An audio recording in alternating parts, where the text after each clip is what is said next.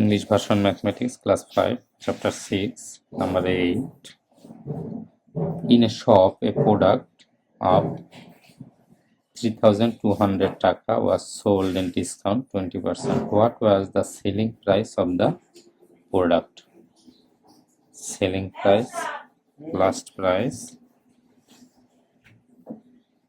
3200 taka and discount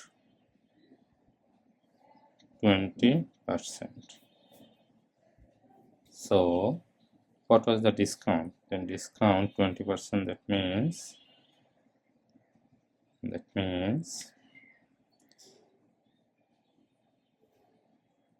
100 taka 20 taka 1 taka 20 by 100 taka, and then 3200 into 100 20 into 32000000, 640 taka was discount. So selling price equal to 3200 minus 640 equal to 2560 taka. Answer.